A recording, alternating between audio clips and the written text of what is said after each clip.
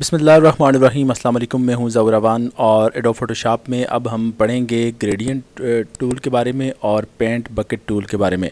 तो ये दोनों टूल हैं, अब इन्हें हम प्रैक्टिकली इनमें हम काम करके देखते हैं और देखते हैं कि इनसे हम क्या बेनिफिट हासिल कर सकते हैं। सबसे पहले आते हैं ग्रेडियंट टूल।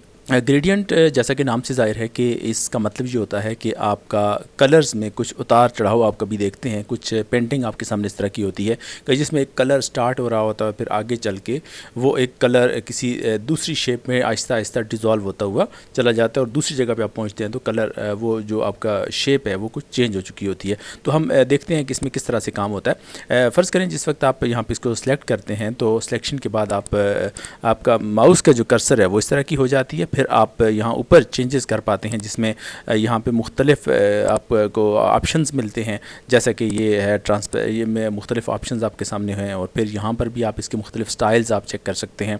हम करके देखते हैं इसमें। तो आप फ़र्ज़ करें कि मैंने ये सिलेक्शन ले ली है, मैंने टूल को सिलेक्ट कर लिया है और ग्रेडियंट को भी सिलेक्ट किया है, तो उसके बाद मैं यहाँ से यहाँ तक ड्रैग करके ले जाता हूँ। तो आप ये देखें कि जिस तरह का यहाँ पे था ये ऊपर मैंने इसका पैटर्न सेलेक्ट किया था, बिल्कुल उसी तरह का यहाँ पे नीचे भी मुझे शो होता हुआ नज़र आ रहा है। अब मैं अगर इसको चेंज करके देखता हूँ तो यहाँ पे आप ये देखें कि अब इसका कलर किस तरह से चेंज हो गया, यानी कि आप यहाँ से रेड कलर से चलता हुआ आगे की तरफ आता है और यहाँ पे आके ग्रीन हो जाता है। तो इस तरह से आप मुख्तलिफ इसके इफ़ेक्ट्स अप्लाई करके देख सकते हैं। तो अब ऐसा करते हैं हम कि इसमें हम थोड़ा आगे चलते हैं। ये एक स्टाइल है और इसमें हम ऐसे करके देखें तो इसका स्टाइल इस तरह से आ जाता है। फिर अगर फ़र्ज़ करें कि यहाँ से मैं इसी की सिलेक्शन ले लेता हूँ और मैं कंट्रोल Z से इसको अपनी पहली पोजीशन में ले आता हूँ और आप यहाँ पे देखें कि ये बिल्कुल सर्कल की शक्ल में, जैसे कि यहाँ पे आपको शेप नज़र आ रही है ऊपर, आप ये देख सकते हैं इसको। तो इस तरह की ही शेप यहाँ पे आपको नीचे भी बनती हुई नज़र आती है। तो ये इसके मुख्तलिफ स्टाइल्स हैं जिनको आप देख सकते हैं। अब दूसरा है तो इसको हम लेके देखते हैं। आप ये देखें कि इसका स्टाइल एक अलग तरह से हो गया है। तो इसमें और इस तरह की कोई ऐसी चीज़ नहीं है कि जिसको अब देखा जाए, लेकिन एक चीज़ है जिसमें अब मैं नया इमेज लेता हूँ यहाँ से और फिर आपको मैं करके दिखाता हूँ। ओके कर लेते हैं और मैं इसको ज़रा आपको दिखा देता हूँ वाज़े करके। तो आप ये देखें कि फ़र्ज़ करें कि आपकी सिलेक्शन इस चीज़ की हुई है यहाँ पर, तो यहाँ पे मैं इसको सिलेक्ट कर लेता हूँ। लेकिन अब यहाँ पे अगर फ़र्ज़ करें कि मैं यहाँ रिवर्स पे सिलेक्ट ओके कर देता हूँ, तो रिवर्स का ये होता है कि जैसे आपने यहाँ सिलेक्शन की तो आपका जो सिलेक्शन यहाँ पर होना थी तो वो उसका थोड़ा सा उल्टा होता है। अब मैं रिवर्स को अनचेक करता हूँ। आप ये देखें रिवर्स को मैंने अनचेक किया, अब यहाँ पे देखें कि थोड़ा सा उसमें तब्दीली आ जाती है। तो अब इसको मैं चेक रख के तो फिर करता हूँ तो इसमें कोई थोड़ी सी आप और तरह की शेप देखते हैं। तो इसी तरह से यहाँ पे आप ट्रांसपेरेंसी भी पे भी क्लिक करके चेक कर सकते हैं और इस तरह से यहाँ पे जो दीगर इसके में ऑप्शंस नज़र आ रहे हैं उन पे भी आप बारी बारी सिलेक्शन करके उनको चेक कर सकते हैं। कलर अगर आप चेंज करना चाहें तो यहाँ से आप जब वो भी चेंज करके देख सकते हैं। तो ये इसमें कोई ऐसा वो नहीं है, इतना मुश्किल चीज़ नहीं है कि जिसको कम्प्लिकेटेड कि जिसको उस तरह से समझा जाए। बहरहाल ये अपना बैकग्राउंड चेंज करने के लिए भी होता है और इसके अलावा भी अगर आप कोई इफ़ेक्ट्स इस तरह के देना चाहते हैं तो आप अपने इमेज में दे सकते हैं।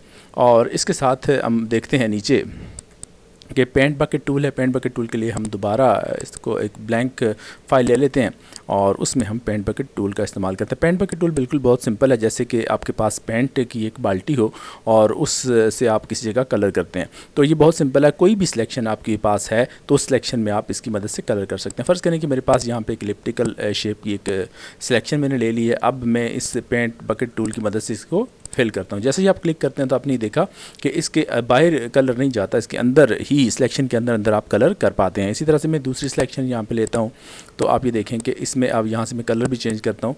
तो यहाँ पे इस पेंट बकेट टूल को मैं यहाँ से पिक करता हूँ और फिर आप ये देखें कि जो सिलेक्शन मैंने ली थी उसमें मैंने कलर भी कर दिया है। तो इसके अलावा भी अगर आपके पास कोई इमेज है, जैसे कि मेरे पास ये इमेज है, तो मैं इसमें इसको मैं पहले सिलेक्शन लेता हूँ। इसकी सिलेक्शन लेने के लिए मैं मैजिक पेन टूल का इस्तेमाल कर लेता हूँ और यहाँ से मैं इसकी ट्रांसपेरेंसी थोड़ी सी बढ़ा देता हूँ ताकि मेरी सिलेक्शन ज़्यादा हो पाए। तो आप ये देखें कि इसको मैंने सिलेक्शन ले ली है और यहाँ पे फिर मैं जब मेरी सिलेक्शन मुकम्मल हो जाएगी तो मैं इसको कोई कलर अप्लाई कर दूँगा। तो आप ये देखें कि जैसे मैंने यहाँ पे इसकी सिलेक्शन ली है, अब मैं पेंट बकेट टूल की मदद से इसमें कोई कलर भर देता हूँ। तो कलर भी हम सिलेक्ट कर लेते हैं, कोई ऐसा कलर जो कि यहाँ पे मैं ले आता हूँ। ये देखें, आप यहाँ पे क्लिक करता हूँ तो आप ये देखें जो जो मेरी सिलेक्शन सिलेक्शन हुई हुई है वहाँ पे मैं आसानी के साथ ये कलर कर पाता हूँ। तो पेंट करना इसमें आसान होता है, यानी कि जिस जगह पर आप पेंट करना चाहते हैं वो पेंट आपकी हो जाएगी, लेकिन उसके लिए ज़रूरी है कि पहले आप उस जगह को आप सिलेक्ट कर लें। जैसे कि मैंने अब इसकी सिलेक्शन ली है और उसके बाद मैंने इसका बैकग्राउंड कलर चेंज कर दिया है। तो ये था हमारा पेंट ये ग्रेडियंट टूल और पेंट बकेट टूल। उम्मीद है आपको ये वीडियो पसंद आई होगी। वीडियो कंप्लीट देखने का बहुत शुक्रिया, और मुनासिब समझें तो लाइक और कमेंट भी कर दें और चैनल को भी सब्सक्राइब कर दें। बहुत शुक्रिया वीडियो देखने का।